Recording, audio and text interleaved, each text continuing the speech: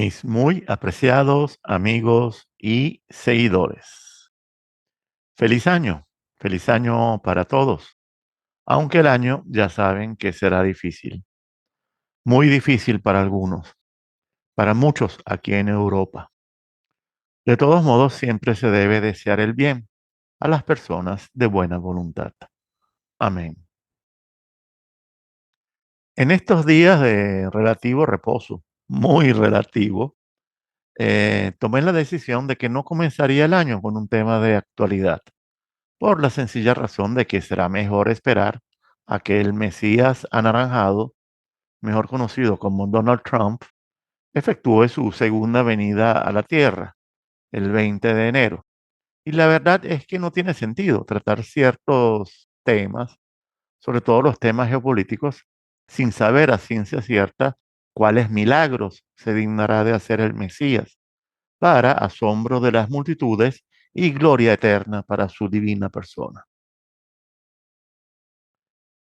Por lo tanto, creo que lo más adecuado será comenzar el año abordando temas verdaderamente relacionados con la espiritualidad. El invierno es propicio, la vuelta de la luz después del solsticio y la festividad de la Natividad y los Reyes Magos son todos temas espirituales, ya lo entenderán, pero en el sentido que pretendo que ustedes aprendan a darle con esta serie de videos que hoy comienza. Ya lo verán. Amigos, este video está basado en otro video y en un libro. El video se titula en español Volver a la esencia, luces y sombras del catolicismo. Entrevista con Gianluca Marletta. Y el libro es Neoespiritualismo, el otro lado de la modernidad, del mismo Marletta. En ambos casos encontrarán los respectivos links abajo en el texto descriptivo, aunque se trata lamentablemente de material solamente disponible en italiano. Por cierto, el libro ya lo compré por internet, porque la librería más cercana a mi casa está a 50 kilómetros, así que debería estar por llegar. De todos modos, gran parte del contenido de este video es una traducción libre, eso sí, bastante libre, del video que ya les indiqué. Primero, para poder transcribir el formato de entrevista a exposición. Y segundo, porque este servidor le agregó observaciones de su propia cosecha, que de todos modos no alteran el contenido original, más bien lo complementan y lo subrayan en algunos aspectos que a mí me parecen de particular trascendencia. Bien, voy a empezar leyendo la introducción de ese video en forma más o menos literal, para luego pasar a la exposición más o menos libre. Bueno, comencemos.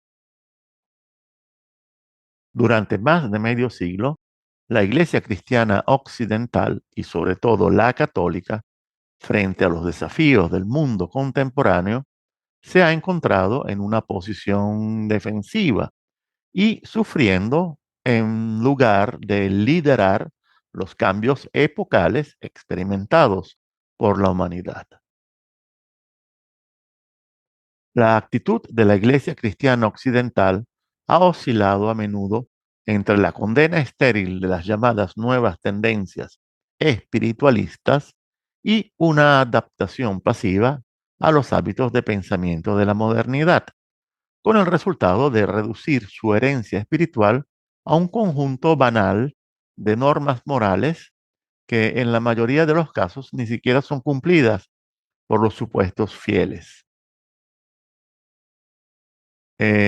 ¿Existe alguna alternativa o solución a todo esto?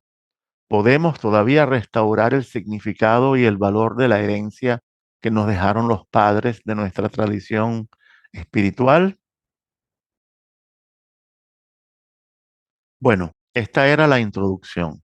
Y para este servidor, tal como lo dice el título de este video, el cristianismo occidental, y no solo el católico, Es un desierto espiritual y además ha perdido su esencia como religión colectiva, incluso como religión de civilización, cediendo ante la barbarie globalista de ese demonio bicéfalo, progresista y liberal. Y lo que a continuación voy a exponer es un diagnóstico bastante inusual, no es 100% original, pero sí es inusitado. Ustedes, y en especial mis patrocinantes, ya deberían conocer bien a Gianluca Marletta, profesor de literatura, estudioso de temas espirituales, históricos, religiosos, antropológicos y sociológicos.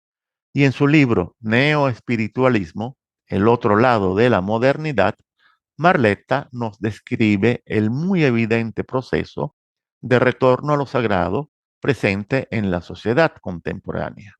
Y aquí hay que tomar en cuenta que el libro, a pesar de ser del 2006, no perdió actualidad en sus planteamientos, porque se trata de planteamientos atemporales, de orden eterno, como ya se darán cuenta.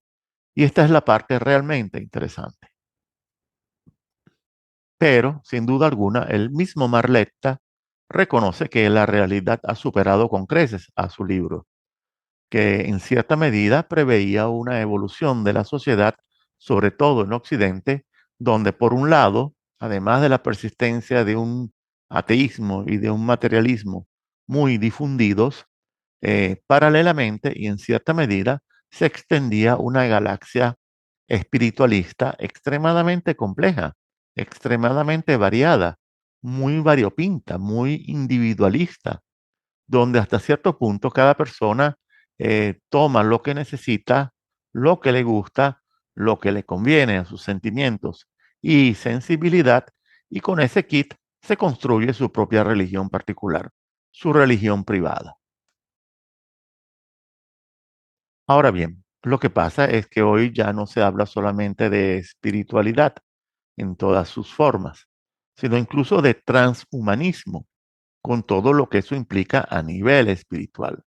Pero hoy no me voy a ocupar del transhumanismo, sino de cuestiones que para mí es crucial que la gente las entienda y asimile correctamente, incluso para poder interpretar y juzgar debidamente la ofensiva del transhumanismo y los riesgos que conlleva.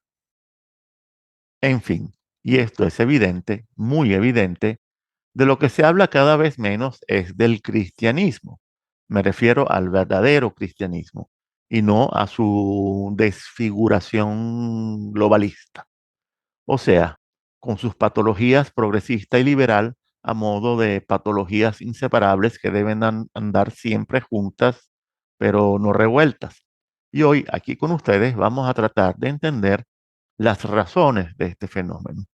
Sin duda, el hecho de que una parte del clero cristiano ha demonizado cualquier interés novedoso por lo sagrado que haya surgido a partir del segundo giro histórico, llegando a calificar de magia, ocultismo, incluso satanismo, cualquier otro tipo de camino espiritual que se desvíe de la devoción cristiana tradicional, pues bien, todo esto no ha hecho más que alimentar la percepción acertada de que de un cristianismo obtuso e intolerante.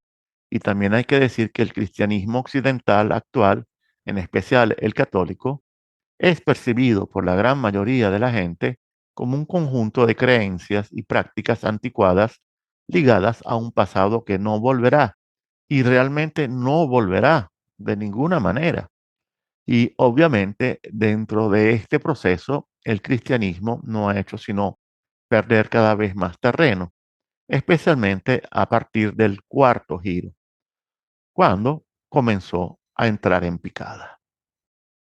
Y una cosa que me parece fundamental señalar es que las nuevas espiritualidades fueron apareciendo para llenar los vacíos dejados por el mismo cristianismo.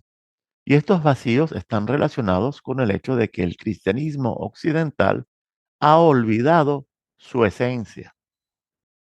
Según Marletta, el cristianismo occidental de hoy debería ser capaz de progresar manteniéndose fiel a sí mismo, y para ello debería volver a su esencia, recuperando toda una serie de elementos constituyentes que él llama eternos.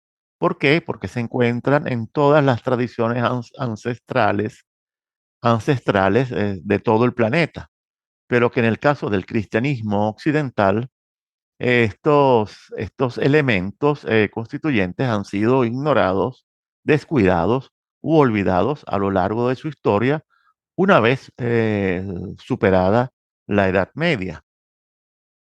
Y entre estos elementos constituyentes, uno particularmente primordial es el del camino religioso, visto como un recorrido de descubrimiento interior. De hecho, una de las mayores críticas que se le hace hoy al cristianismo occidental es el de ofrecer caminos basados solo en la creencia y no en la experiencia interior.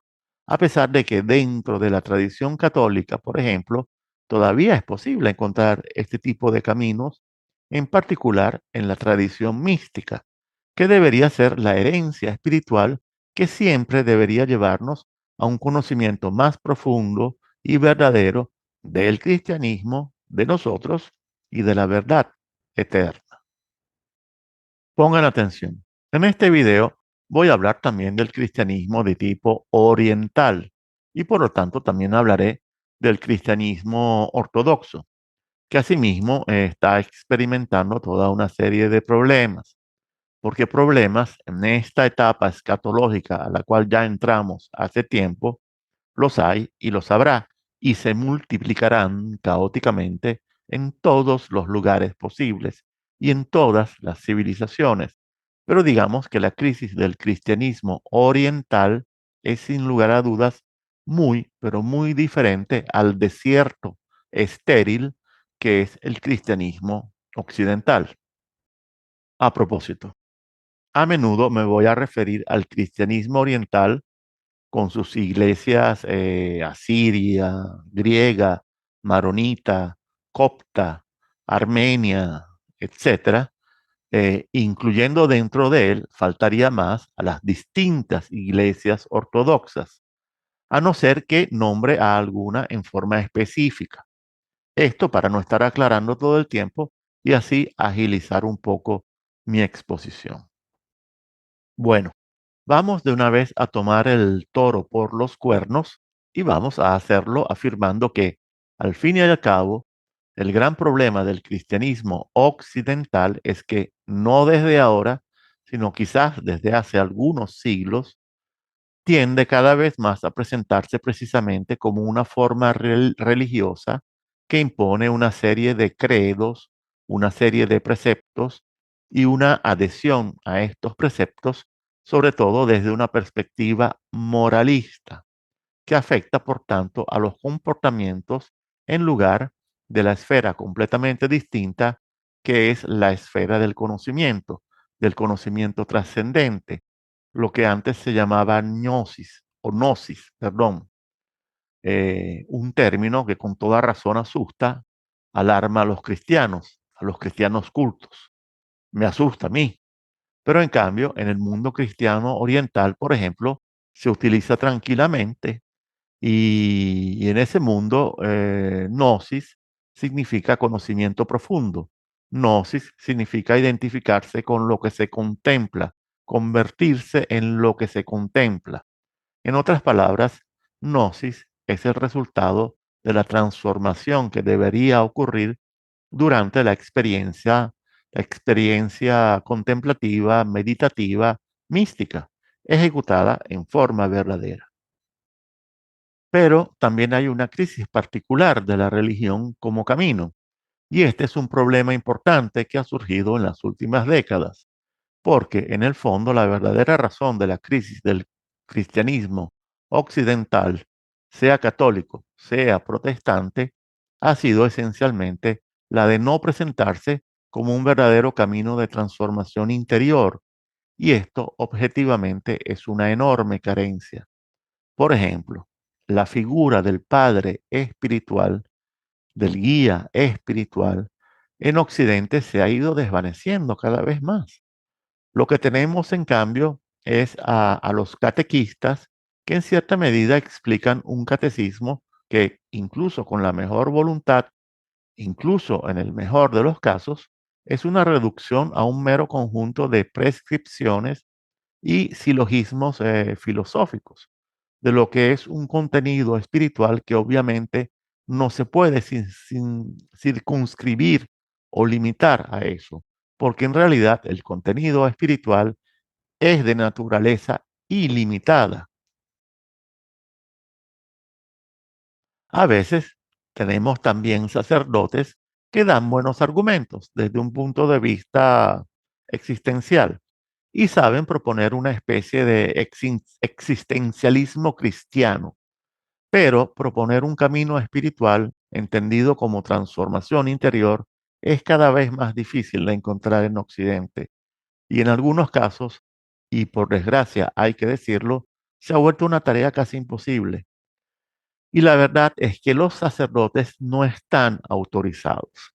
Si los descubre alguna jerarquía superior, hasta corren el riesgo de una sanción severa, muy severa.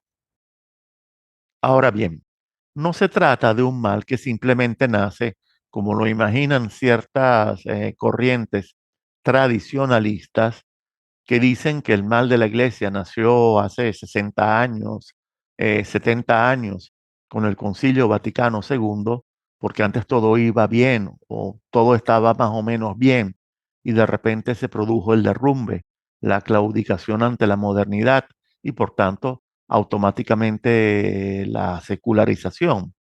Pero señores, el problema es mucho más complejo. No es la cuestión del Concilio Vaticano II, por favor. Es mucho más complejo el problema porque en realidad estamos en presencia de un cadáver, señores. Sé que es una metáfora fea, pero a veces se deben usar las metáforas feas. Y un cadáver empieza a descomponerse después de pasar por una fase llamada rigor mortis. Y hoy en día, sin lugar a dudas, el cristianismo en Occidente se encuentra en descomposición, porque basta ver en qué condiciones estamos, donde en general hay un cristianismo que muchas veces se reduce a hacer moralinas superficiales, insustanciales, a repetir servilmente las consignas que le impone la anticultura dominante, por lo que ya ni siquiera tiene la virtud de la originalidad. Y al final, algo que carece de originalidad aburre. Y este es un factor a tomar en cuenta.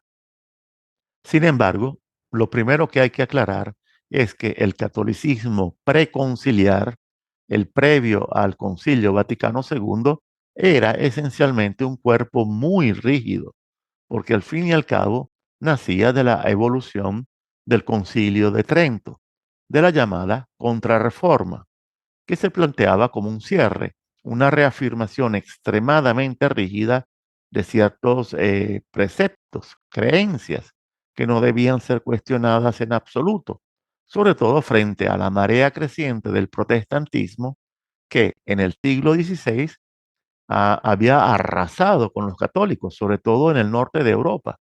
Por lo tanto, estamos hablando de un atrincheramiento doctrinal que debía ser seguido por todos, y ya en ese momento el cadáver se encontraba en rigor mortis. No obstante, el problema del rigor mortis había comenzado antes, porque si nos ponemos a ver cuál es la enorme diferencia que hay entre el cristianismo de la Edad Media y el de la modernidad temprana, nos damos cuenta de que algo, mucho más que algo, ya se había perdido, porque ya no había una visión metafísica amplia. La teología se había contraído a silogismos aristotélicos que se debían aprender de memoria y que a menudo acaban enredándose, porque el razonamiento racionalista siempre acaba enredándose. Siempre es una reducción que es verdadera por lo que afirma y a menudo es falsa por lo que niega. como decía un famoso teólogo ortodoxo del siglo XIX, Vladimir Soloviev. Él decía que los sistemas occidentales son fundamentalmente defectuosos porque lo que afirman quizás sea cierto, pero lo que niegan es igualmente cierto, y son incapaces de comprenderlo en lo más mínimo, por lo que de alguna manera se ha producido un agotamiento del cristianismo en Occidente. Y esto lo decía Soloviev a finales del siglo XIX. Pero es algo que también y al mismo tiempo lo afirmaba el mismo Papa, León XIII. De allí su serie de encíclicas dedicadas a enfrentar una crisis de la Iglesia que él reconocía nítidamente, con mucha lucidez. Y para muestra, léanse su famosa encíclica Rerum Novarum sobre la cuestión obrera y la doctrina social de la Iglesia. Abajo en el texto puse el link. Paréntesis. León XIII, al parecer, mantuvo contacto epistolar con Soloviev sobre la cuestión de la reconciliación entre la Iglesia Católica y la Iglesia Ortodoxa, que también es católica y apostólica, pero no es romana. Pero ese es un cuento que les echaré otro día. Seguimos. Pero es que basta con mirar también las expresiones artísticas. Tomemos, por ejemplo, las catedrales góticas y luego miremos las iglesias barrocas y nos encontraremos con dos lenguajes en absoluta oposición. Por un lado, hay un lenguaje exquisitamente simbólico, profundo, meditativo, trascendente. Dentro de una iglesia gótica, un budista, un ortodoxo, un musulmán, un hindú y tal vez incluso un ateo podrían encontrarse a gusto, porque reconocerían una grandeza misteriosa que tal vez no identifican, no comprenden, pero la perciben, la sienten. En cambio, dentro de una iglesia barroca, estamos en un salón de baile de la aristocracia. En cierto sentido es así, porque todo el contenido es un efecto especial, todo es humano, visual, sensual, ostentoso, opulento, rutilante, pero que objetivamente ha perdido su esencia. Y el arte, señores, es algo fundamental. Pocas cosas caracterizan a una civilización como las expresiones artísticas. Si quieres conocer la antigua Grecia, ve a ver los templos de Paestum en Sicilia antes de leer a los filósofos griegos y tu percepción verás que será más completa, profunda, vibrante. Pavel Florensky, una de las mentes más luminosas y polifacéticas del siglo XX, matemático, filósofo, teólogo ortodoxo, pero sobre todo incansable buscador de la verdad en sus múltiples manifestaciones, solía decir que si alguien te pregunta por tu fe ortodoxa, llévalo a una iglesia ortodoxa y enséñale los íconos y déjalo allí para que los contemple y al final entenderá algo, lo que tenga que entender, porque se trata de un enfoque completamente distinto del enfoque petrificado en catecismo, teología y silogismos. El problema, por lo tanto, es que se llega a un punto en que el cristianismo occidental se convierte sobre todo en una adhesión a un conjunto de reglas que a partir de los siglos XVII y XVIII se vuelven cada vez más marcadas por una práctica de tipo moral, moralista, hasta toparse con un dualismo pernicioso, porque muy a menudo el problema con el moralismo es que por un lado trata de evitar un peligro y por el otro crea de alguna manera las condiciones para que ese peligro aparezca. Es el eterno problema de las prohibiciones. Prohíbe algo y lo volverás atractivo, tentador, y como todos los dualismos, cuanto más exasperado, más tiende a generar, incluso involuntariamente, su contrario. De modo que lo que ha sido la descomposición que hemos vivido en las últimas 2 décadas fue anticipada por un rigor mortis que duró algunos siglos. Y no entender esta secuencia degenerativa también hace que cualquier tipo de respuesta sea bastante inútil. Es decir, ¿cuál es la respuesta a la degeneración actual? La respuesta correcta. Pues la respuesta a la degeneración actual, muy a menudo, en ciertas zonas bastante marginales del catolicismo, que se llaman tradicionalistas, esa respuesta consiste en retomar las formas del pasado, como la misa latina tradicional, la misa preconciliar, también como conocida como misa tridentina, lo cual es algo mejor que anular las formas como tales, sin duda alguna. Pero también es cierto que esas formas se reiteran sin una comprensión verdadera y profunda. Y cuando falta una comprensión verdadera y profunda, nos volvemos rígidos en un sentido que, acudiendo a un término evangélico, es fariseísmo. Porque al fin y al cabo, ¿qué es el fariseísmo? El fariseísmo es identificar la religiosidad o peor aún, la espiritualidad con el cumplimiento de determinadas formas. Esto, señores, es absolutamente riesgoso porque este tipo de asociación que termina identificando el catolicismo solamente con los dictados del Concilio de Trento es algo que podría funcionar, pero solo en ausencia de alternativas. Así que cuando en la sociedad occidental surgieron las alternativas modernas, sobre todo a partir del siglo XVIII, con el triunfo racional y científico del pensamiento laicista, ilustrado, luego teísta, luego ateo, allí se presentó el primer gran enemigo, pero no fue el único enemigo. Luego, poco a poco, con el descubrimiento de Oriente como consecuencia de la colonización europea, comenzaron a llegar los libros sagrados de Oriente, sobre todo en versiones inglesas, porque los ingleses habían conquistado el subcontinente indio. Y en un momento dado en Europa, muchos descubren de repente que al otro lado del continente euroasiático había pueblos que no eran solo salvajes, que necesariamente debían convertirse a nuestra civilización, sino que poseían un legado, más bien un tesoro de contemplación, de meditación, de inmensa especulación espiritual, contra el cual, objetivamente hablando, uno no podía oponerse esgrimiendo un libro de catecismo.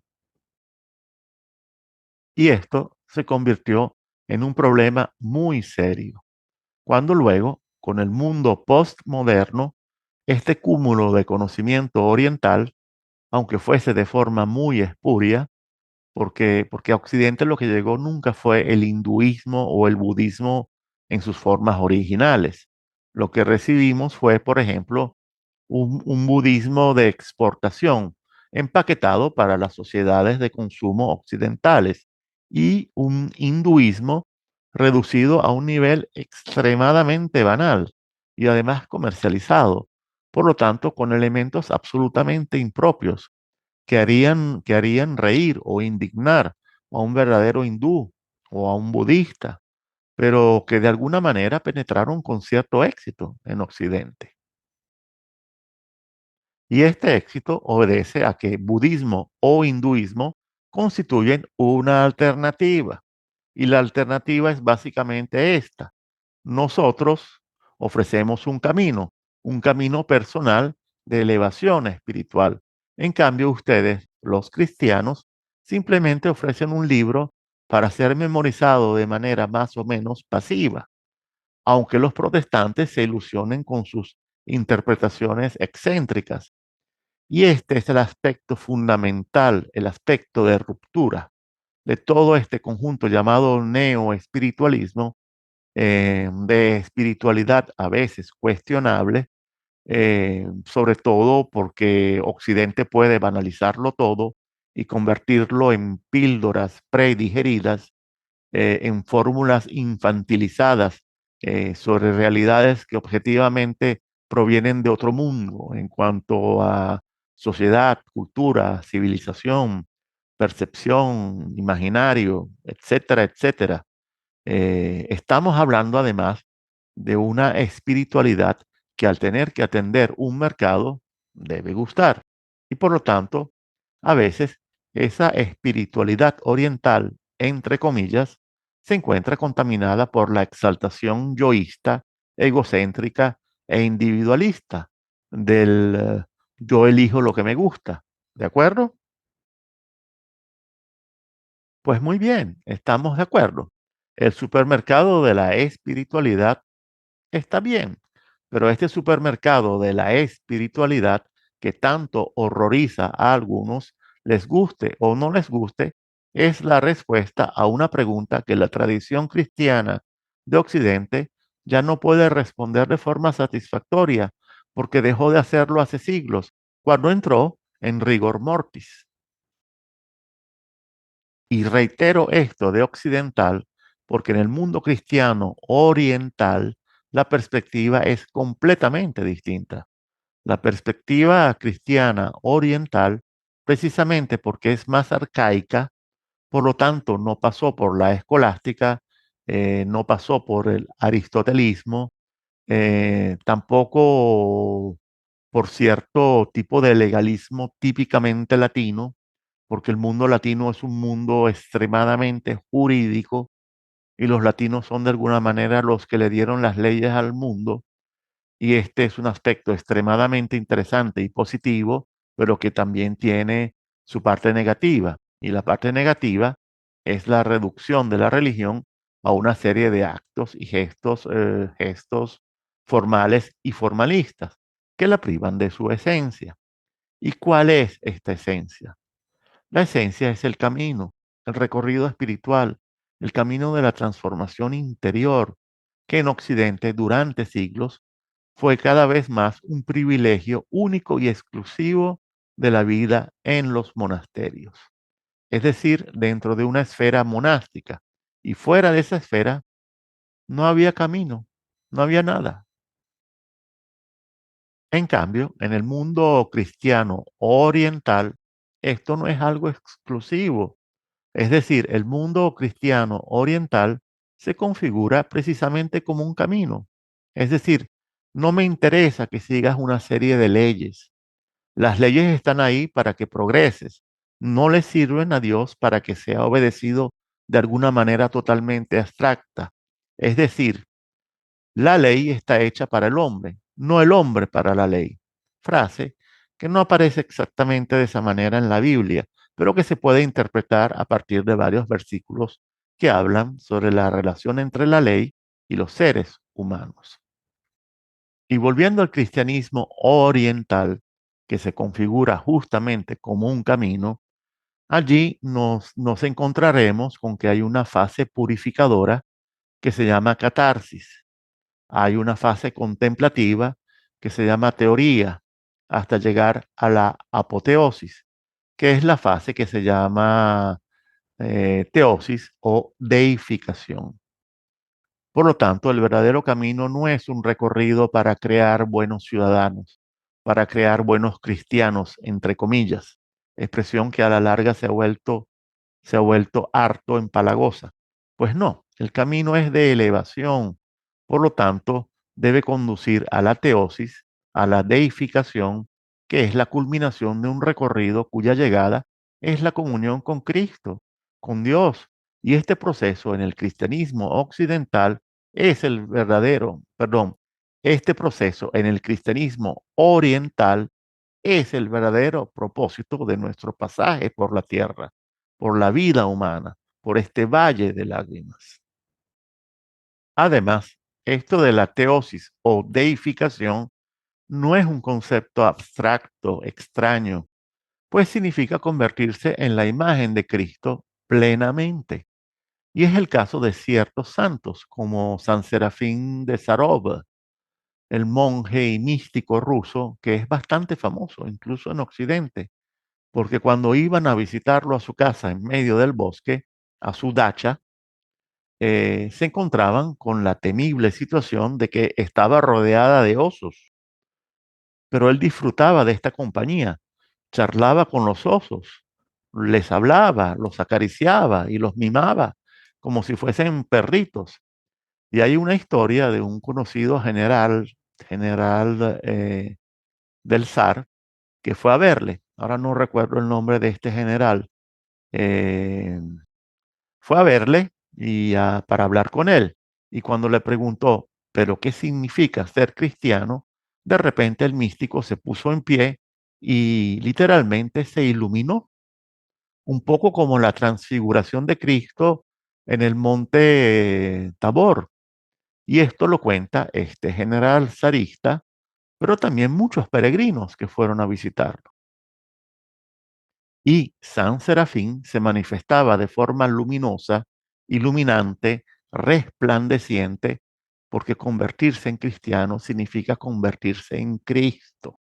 No significa volverse mejores personas, obedientes a los mandamientos. Sí, son todas conductas que nos ayudan a vivir mejor, pero convertirse en Cristo es el verdadero objetivo y solo se consigue completando el recorrido iniciático.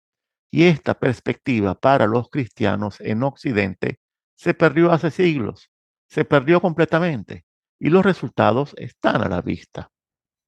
Y lo que falta, señores, y lo que falta.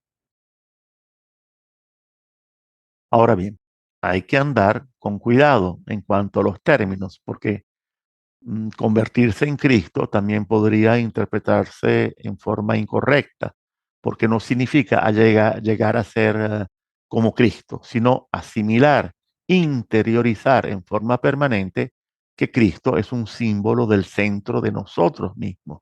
Por lo tanto, pasa por identificarnos con lo más profundo de nosotros mismos. Así que no se trata de imitar a Cristo, sino de convertirse y entrar en comunión, compartir, compartir la esencia del Cristo eterno, que vino a la tierra para traernos de vuelta a lo que finalmente somos o a lo que estamos destinados a ser o llamados a ser, no para dejarnos solamente un modelo social y personal de comportamiento y de virtud. Había un conocido padre de la iglesia oriental mesopotámica, Isaac de Nínive o Isaac el Sirio, otro místico que decía que no estamos aquí para ser más buenos y utilizaba una expresión potente: estamos aquí para convertirnos en dioses. Una expresión que de paso se podría decir que es absolutamente evangélica, porque en el Salmo 82, versículo 6, el versículo que Jesús cita en Juan 10, versículo 34, se puede leer: vosotros sois dioses y todos vosotros hijos del Altísimo. Y esto para Isaac el Sirio significa que debemos redescubrir esta naturaleza divina que en realidad duerme dentro de nosotros y es algo que no conocemos, pero que hay que despertar. Y por cierto, recuerden siempre esa expresión que afirma que nosotros somos fractales del universo. Somos una representación a escala del universo como continuum y participamos de ese continuum donde naturaleza, hombre, cosmos y Dios comparten un mismo campo de energía. Y esa energía divina, la más poderosa e imbatible del universo, es el amor. Y esta es la verdadera espiritualidad, amigos míos. Y el resto puede estar bien como religiosidad colectiva generalizada. Puede sin duda alguna ayudar a mucha gente a salvarse, a evitar lo peor, en cierto sentido. Pero hay que tener mucho, mucho cuidado porque un andamiaje rígido como el levantado por este cadáver de iglesia que nos toca vivir y soportar, cuando se encuentra con un huracán, se desmorona. Bueno, es todo por hoy, mis queridos amigos y seguidores. En el próximo episodio entraremos en la parte más íntima de la religión como recorrido espiritual, que es la parte mística, la tradición mística y el verdadero significado de ciertas prácticas y ciertos términos que muchos cristianos creen conocer, pero que realmente tienen otro significado que se podría decir que es un significado iniciático o esotérico. Bueno, como siempre, les ruego que se cuiden y fortalezcan su conocimiento, su conciencia, su fe y su razón. Y esta serie que hoy comienza seguramente les ayudará porque saldrán de ella con una nueva claridad interior. Y desde luego, les agradecería de todo corazón si por la módica suma de $5 mensuales se suscriben al canal, ya sea en el canal de Coffee o el de Patreon, donde encontrarán videos y series exclusivas, como la de la Guerra del Templo. 23 videos que tratan sobre la historia y la actualidad del Medio Oriente, o la serie USA, Guerra y Reset, los últimos días de Prometeo. 7 videos que tratan todo lo relacionado con una eventual guerra civil en los Estados Unidos, perdón. Tema sobre el cual deberían informarse bien, porque se acerca la fecha de la toma de posesión del nuevo Mesías anaranjado que inflamará al mundo. Y las instrucciones para suscribirse a estos canales, instrucciones que son muy fáciles, las encontrarán abajo en el texto descriptivo. Mientras tanto, hasta pronto, feliz año y que Dios me los bendiga.